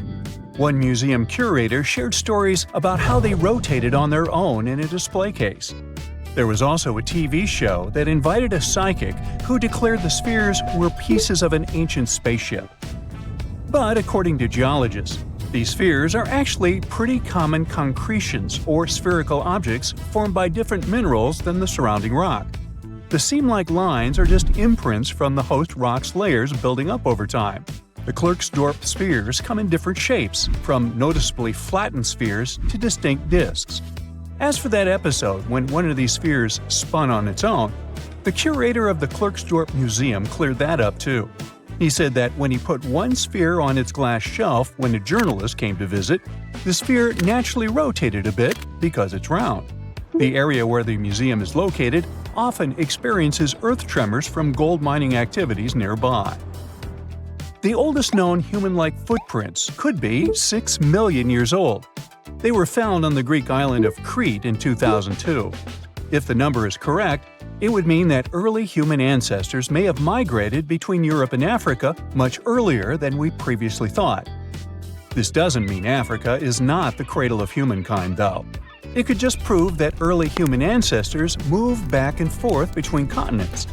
Some researchers believe the footprints were left by a bipedal creature possibly related to an early human ancestor nicknamed El Greco. According to scientists who studied them, the footprints have a very human-like shape, with 5 toes and a parallel big toe. Some scientists are skeptical about it and suggest the prints might be from a late European ape. The new study analyzed fossilized marine microorganisms found in the sedimentary rocks to determine the footprint's age and prove it's actually 6 million years. The next amazing find that keeps scientists entertained is the Dorchester pot. It's a beautifully crafted metal vessel with some fancy geometric designs embossed in shiny silver. The pot was discovered in, who could have thought, Dorchester in 1852 under quite unusual circumstances. During a powerful blast, the pot broke into 2 pieces.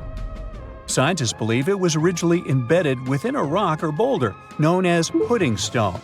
The rock from which the Dorchester pot emerged is dated to be around 500 million years old, so it could mean the pot itself is also that old.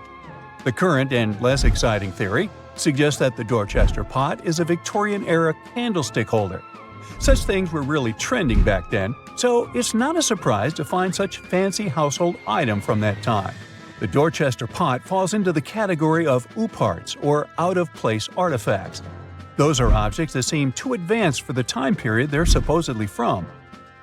If we accept that the pot is 500 million years old, then whoever made it was way ahead of their times in terms of crafts and tech. One extra mystery is that the pot has an engraving of a plant that most likely disappeared from Earth over 100,000 years ago. Sounds like good proof the pot is really extra old. Now, it looks like the oldest map in Europe is a stone from 4,000 years ago. This Bronze Age slab was found in France in the year 1900 at an ancient burial ground. The carvings on the slab show in 3 dimensions the River Odey network with a fantastic accuracy of around 80% over an 18-mile stretch. There are other stone-carved maps around the world, but this one is unique because it shows a specific area to scale. Looks like the slab's carvings don't just map rivers and hills, but also settlements, barrow sites, and field systems. Archaeologists say the slab wasn't used for navigation, but rather to symbolize power.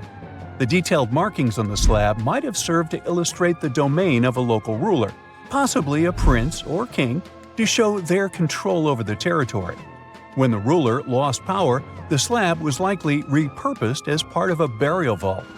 The unique artifact was stored in the cellar of a museum. For decades, no one even noticed until several scholars read older reports about the slab and decided to check it out. They conducted a detailed analysis using 3D techniques. Their research proved that the creators of the slab had not only etched lines into the rock, but also modified its surface to reflect the topography of the landscape with high accuracy. The Salsburg cube, also known as the Wolf's Egg Iron, was discovered in the late 19th century in Austria. Now, don't let the name mislead you. It doesn't look like a cube at all. It's more like a rounded object with 2 flat sides. Down the middle, there's a groove, and the surface is covered with pits and craters. This unique appearance is the reason why many people think it might be something out of this world. Workers accidentally found this artifact when they blew apart a piece of coal. The coal seam it came from is thought to be over 60 million years old. The Salzburg cube moved between museums, mysteriously vanished in the early 20th century, and then showed up again. A professor from Bonn University suggested it might be from a meteor, but they found no evidence of elements that you'd normally see in meteorites, like cobalt or nickel. Then researchers thought it must be a human-made object, possibly a Victorian-era candlestick holder. No one knows the true story of the cube or its current location. Yep, it disappeared again. Have you heard about the Meister print? It's a fossilized sandal print discovered in 1968, and it has sparked a lot of intrigue. There's a trilobite inside the print, which supposedly went extinct around 500 million years before humans even existed. But many historians think this age is an exaggeration. When Meister found the fossil, it was authenticated. But the scientist who did it didn't confirm it was a human sandal print. He only agreed there was a trilobite there. When another scientist visited the site, he found a 6-inch impression he believed was from a child's moccasin. But the footwear seemed to be new. So, could it be evidence of time travel? Proof that humans existed millions of years earlier than we thought? Or a sign that someone else visited early Earth? Or is it just a rock formation that looks like a sandal print? We still don't have the answers. Back in June 1936, a couple was walking along Red Creek in London, Texas. London, Texas? Yeah, when they stumbled upon something unusual. It was a piece of wood sticking out of what seemed to be an ancient rock formation. About 10 years later, their curious son decided to crack open the rock to see what was inside. And he saw a hammer, which looked surprisingly modern. Then, one unique finds enthusiast decided that the rock encasing the hammer was from the Cretaceous period. This would mean that someone dropped a 19th century hammer while dinosaurs like Triceratops were still roaming the earth. So, if this hammer was truly from the Cretaceous period, then the whole evolutionary theory would be wrong. And if the hammer was modern, it would mean the Cretaceous rock formation it came from was much younger than we thought. But the real answer was much simpler. The hammer was indeed modern, and geological processes had encased it in rock. Minerals can harden around an object in a relatively short time. So the hammer was probably dropped by a miner a century or so ago, and the rock formed around it afterwards. And no, it wasn't a Victorian-era candlestick holder either. On October 30th, 1759, the inhabitants of the Middle East were jolted awake by an earthquake. Cracks appeared in the walls of their homes, roofs began to crumble. People ran out of their homes and gathered in open areas. But because of strong shocks, they kept losing their footing and falling. A month later, there was another earthquake, but it turned out to be even stronger. Trees broke, houses collapsed, deep cracks appeared in the ground. The disaster lasted for 2 minutes. Oases, roads, and cities were destroyed. Incredibly, Baalbek's ancient buildings withstood earthquakes. Some historians state that this majestic and mysterious place was built during the Roman Empire, but many researchers disagree. Whatever the truth is, the city is one of the main archaeological phenomena of humankind. The most amazing building of Baalbek is the Temple of Jupiter. The inhabitants of the Roman Empire believed that Jupiter held power over lightning and thunder. The building looked like a platform with 54 columns. A massive roof rested on these columns. Today, you can only see 6 70-foot-high columns. Each of them consists of 3 sections and resembles a pencil. The cores of these pencils were made of lead. This made the columns exceptionally strong. Each of these pieces of stone weighed an incredible 80 tons. That's the weight of 35 Ford Explorer SUVs. Look, this is the largest block in the Great Pyramid of Giza. But compared to the blocks from Baalbek, it doesn't even look that impressive. The foundation under the Temple of Jupiter was preserved. That's how specialists figured out it consisted of about 25 monolithic stones, weighing 450 tons each. It means that the blocks from Baalbek weigh almost 4 times more than the blocks from Egypt. There are 3 more enormous limestone blocks in the foundation. They weigh 800 tons each. This is more than twice the weight of a Boeing 747 plane. Ancient builders must have had a hard time carving such giants from a piece of stone. And after that, they also had to pull them to the construction site and lift them to a significant height. Repeating these logistics would probably turn out to be a nightmare for present-day builders. To do this amount of work, they would need modern equipment. But Baalbek's constructors didn't have trucks, cranes with circular saws, or electricity. How did the builders of the past manage to do this? Scientists have a theory that includes ropes, winches, and lever systems. Naturally, the engineers of the past made all the gadgets from wood. Around 3,000 feet away from the ruins of the temple complex, there's a quarry. Archaeologists suppose that's where the stones for the construction were cut. They found a block of limestone there. It seemed to be too large even for this incredible place. The monolith got called the Stone of the South.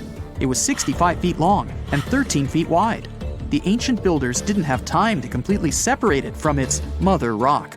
A group of scientists from Austria estimated that this piece of limestone weighed more than 1,000 tons. That's like 3 Boeing aircraft or 160 African elephants. There was another surprise awaiting the archaeologists near the Stone of the South. It was the second monolith that weighed more than 1,200 tons. But the ancient builders didn't stop at that. They continued to work.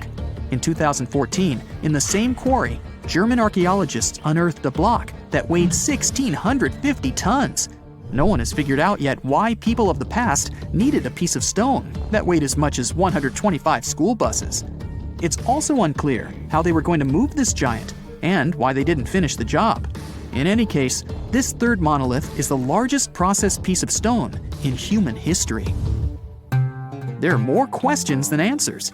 Some researchers believe that people of the past had high-tech equipment. Others don't think so, but are eager to understand how the builders managed to move those stones. There's a huge number of ancient buildings and artifacts on the planet. Lots of them make researchers scratch their heads.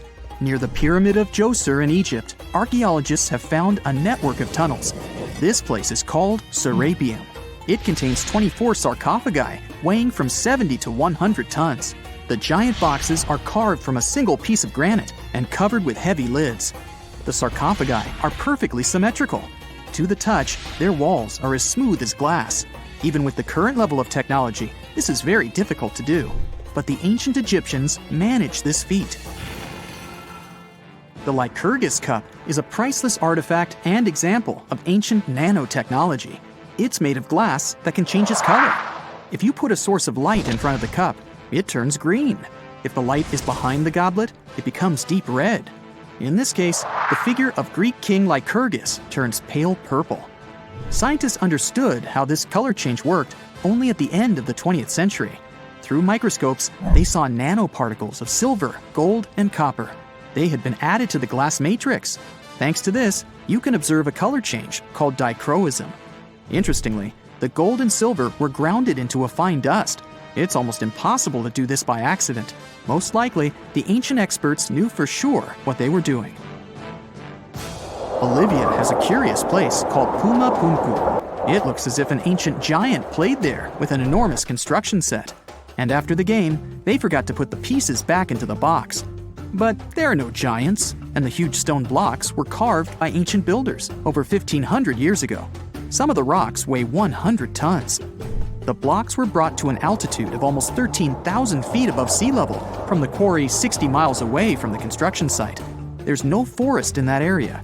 This means the builders couldn't use trees to make wooden rollers. The monument belongs to the Inca civilization. Scientists are sure they didn't know anything about wheels. In 1992, the inhabitants of a Chinese village decided to drain a pond. Their ancestors had been using it to wash clothes and catch fish for hundreds of years. They kept pumping the water out for 17 days. At the bottom of the reservoir, they made an unexpected discovery. The villagers saw an entrance to a cave going down to a depth of 100 feet. The incredible find was named the Longyou Caves.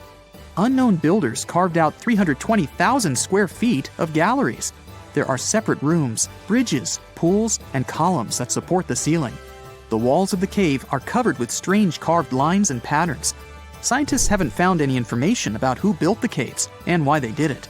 The construction technology also remains a mystery.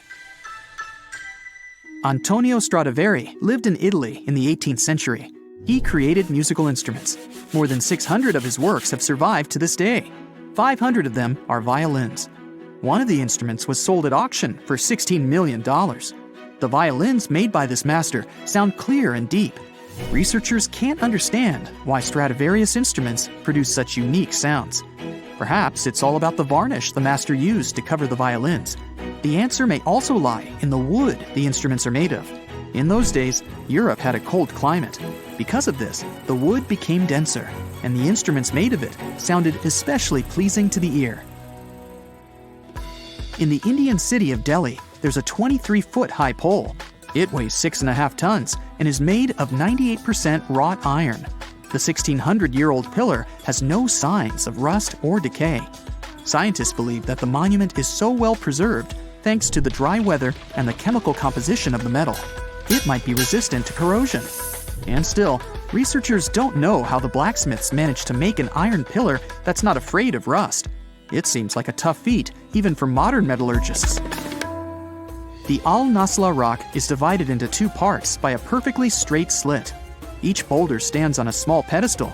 Some people believe this is the evidence of ancient laser technology. But geologists think the split happened due to the ground shifting or natural vibrations that occurred under the rock. This process led to the appearance of the crack. It had been deepening for thousands of years, and gradually, the natural monument took the form you can see today. Listen to this. Neanderthal fiber technology. Nope, I'm not joking.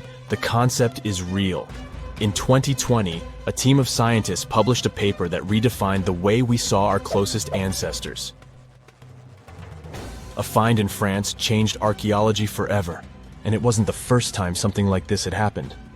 But let me start from the beginning. Neanderthals. For a long time, they fit the image of the typical cavemen. If you are now thinking of someone like Fred Flintstone, you wouldn't be much wrong. What was the reason behind this stereotype? When did we start believing that Neanderthals were not the brightest tools in the shed of evolution? In comes William King, a 19th century British geologist. He was the man who named the Neanderthals. Based on the bones King found, the scientist declared the species not intelligent, and this image stuck with the Neanderthals for centuries to come. But a piece of string, just 1/4 of an inch long, changed everything. A small, dry river valley, Abri du Maras, was the place of the great find. Archaeologists unearthed a cord fragment next to a stone tool. Such twisted fibers could have been used for everything from making clothes to fishing nets. In prehistory, this was some advanced tech, and the Neanderthals seemed to have mastered it. Scientists already knew that these early humans made tar from birch bark, and that they produced shell beads. There's even evidence of Neanderthal art. They were definitely not primitive. The string section and similar finds are changing the way we perceive our ancestors. The world of archaeology is constantly changing. Take the pyramids in Egypt, for example. Turns out, they weren't really built by an army of people who the pharaoh made work until they passed out. Herodotus, the famous Greek historian, was the man who started the confusion. He claimed, in 500 BCE, that 100,000 men took part in the construction of the Great Pyramid in Giza. He made no mention of who they were and why they were building the pyramids. That's how the myth started. Huge stone slabs pulled by humans, driven by a foreman with a whip. But Egyptologists would beg to differ. Those are the scientists who study ancient Egypt's culture. Fairly recently, they uncovered a workers' village that told a different tale. Yes, there was evidence of hard work on the workers' bones, but the construction industry is demanding even today. It took almost 6 years for 12,000 workers to complete the world's tallest building, Burj Khalifa. Back in Egypt, 3 times more workers finished the Great Pyramid in around 2 decades. An impressive feat of ancient engineering, wouldn't you agree? Superiors looked well after the Egyptians who built the pyramids. Their diet was rich in protein. They had medical care and they got paid properly. In fact, they lived better than the non-working population. And they lived with their families near the construction site. Archaeologists know all this because they unearthed bakeries and dormitories with bread jars and other goodies. Looks like the pharaohs were okay employers after all, and the job market wasn't that terrible. They also kept detailed papyrus records of the build and hieroglyphs. You and I wouldn't stand a chance of reading these letters that resemble images. Egyptologists had the same problem. For over a millennium, no one had used this type of font. And it's not like there was an English ancient Egyptian dictionary you could open and find meanings of words. But all this changed in 1822. A couple of decades before, the French found a broken slab of black granite. The stone contained one text in 3 scripts: Ancient Greek, Egyptian hieroglyphs, and Demotic. The last one was also the Egyptian language, but in a simplified script. Scientists dated it back to 196 BCE. The content is a religious proclamation. A French philologist and Orientalist, Jean-François Champollion, was the first one to crack the code. You see, people haven't forgotten ancient Greek letters. The Frenchman successfully matched the Greek letters with the ones in the Egyptian script. And voila, we were finally able to read hieroglyphs. The name of the piece of granite that made it all possible was the Rosetta Stone. The importance of its discovery went beyond archaeology. The word Rosetta Stone even entered the English dictionary. It represents a discovery that helps people understand an enigma that has been puzzling them for a long time. There are similar games. A symbol is attached to a particular message. Then you have to decode the message by replacing the symbol with a corresponding letter. In a nutshell, this is what scientists did with the Rosetta Stone more than 2 centuries ago. Do you know what is the oldest deciphered language in Europe? It has an unattractive name, Linear B. The script belongs to the Mycenaean Greek language. It predates the ancient Greek alphabet by several centuries. You can easily guess which script it is descended from. Linear A. The people from Crete used Linear B more than 1,000 years ago. During the Late Bronze Age, the Greek civilization that used the script vanished. There was no one who could read Linear B, and more importantly, no one knew it existed in the first place. This was about to change during the first years of the 20th century. A British archaeologist by the name of Sir Arthur Evans excavated a vast palace complex at Knossos, Crete, Greece. This was the center of the Minoan culture that created the enigmatic script. The palace boasted some 1,300 rooms. They had colorful paintings of dolphins, griffins, and bulls. All of these captivated the archaeologists' imagination. But their biggest find was at first overlooked. Thousands of slabs of baked clay. The fire that brought down the palace helped preserve the tablets. It was impossible to read the slabs, though. They were written in an unknown language. The scientific community had to wait for another half a century before Michael Ventris cracked the code. He was an English architect and cryptographer. Ventris studied Greek and Latin. While attending the famous archaeologist's lecture, the young man decided to solve the puzzle of Linear B once and for all. He managed to do so in 1952. One of Ventris's most amazing discoveries was that the script was an archaic form of Greek. But cryptology still hasn't solved the code of Linear A. This writing system will remain a mystery until a motivated young person like Michael Ventris comes along. They wouldn't have to be a professional archaeologist. Basil Brown certainly wasn't.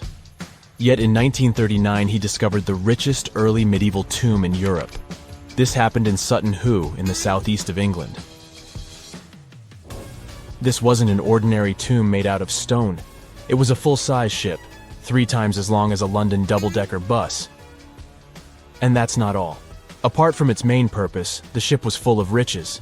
Deluxe hanging bowls, feasting vessels, gold and dress accessories, and luxurious textiles were just some of the treasures found. Archaeologists were also amazed by the silverware from distant Byzantium. You probably know this city as Istanbul, Turkey.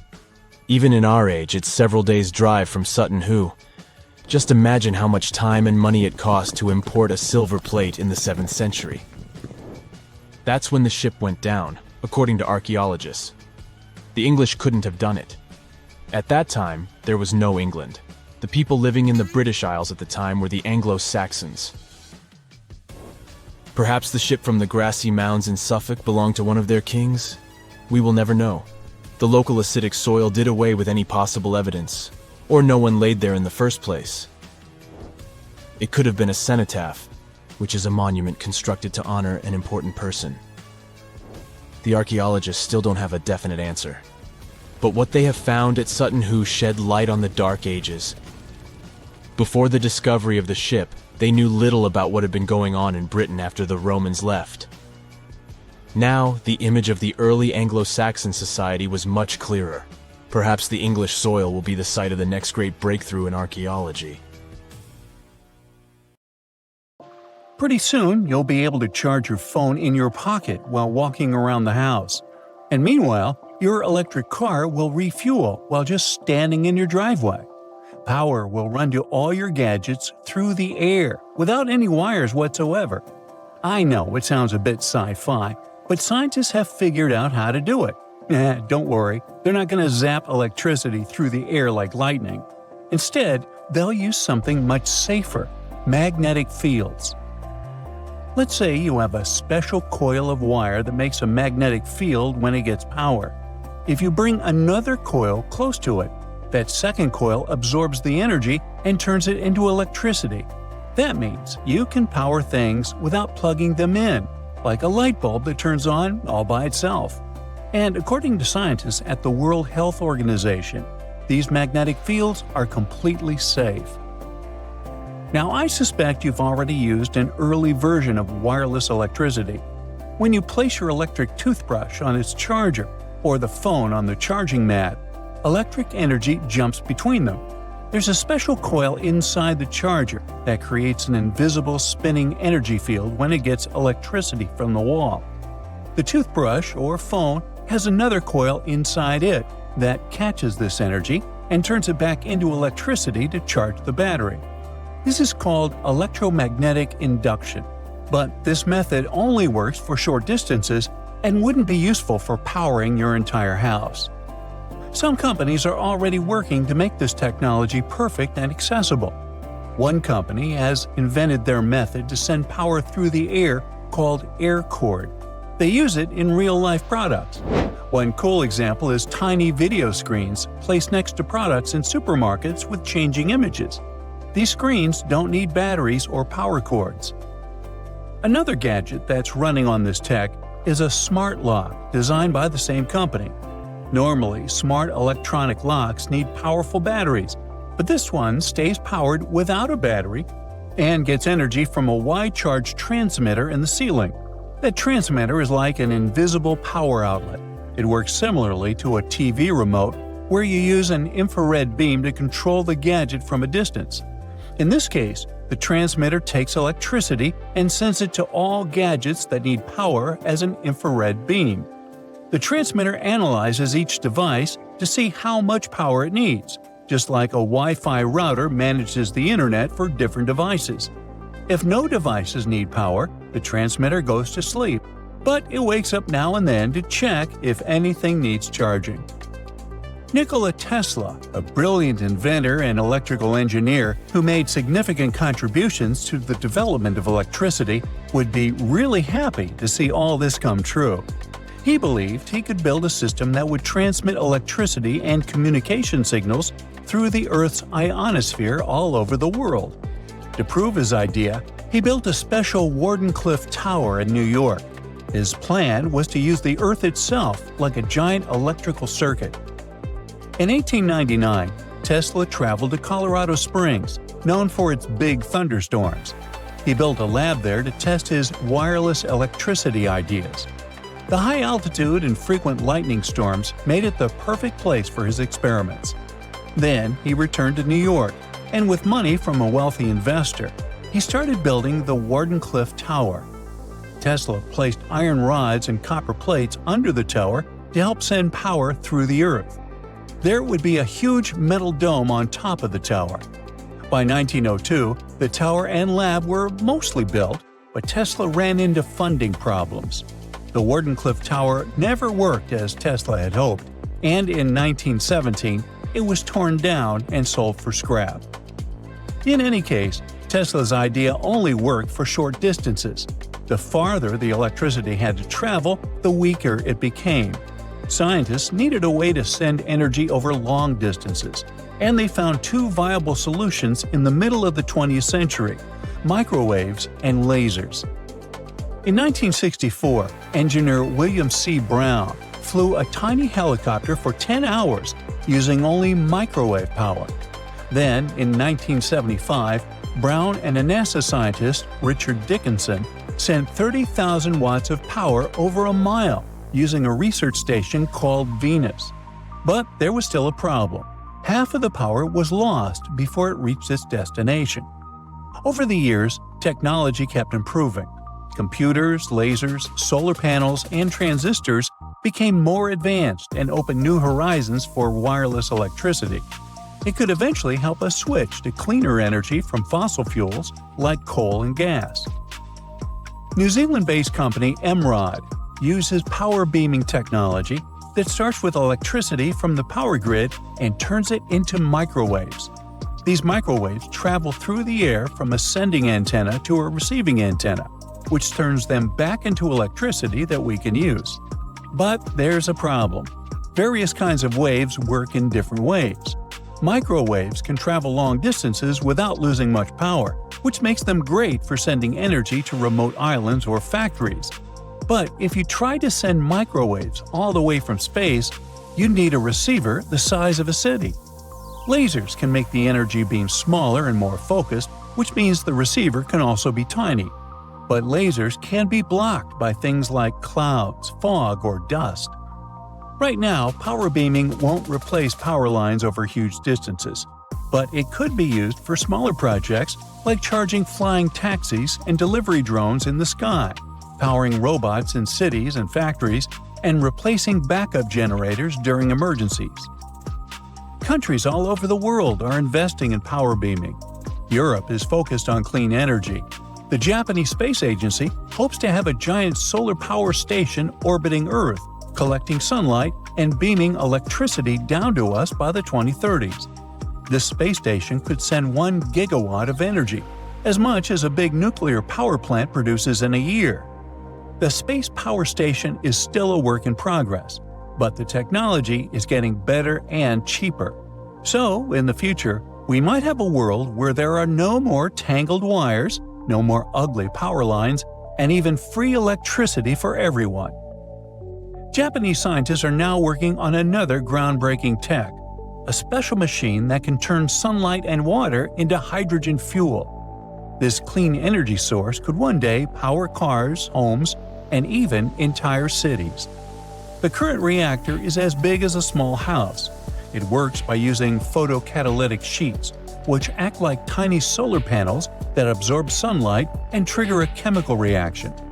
This process splits water molecules into oxygen and hydrogen. It allows the hydrogen to be collected and used as fuel. Right now, the process isn't efficient enough to produce hydrogen on a large scale. Most existing methods of making hydrogen still rely on fossil fuels. But the scientists behind this new reactor found a better way.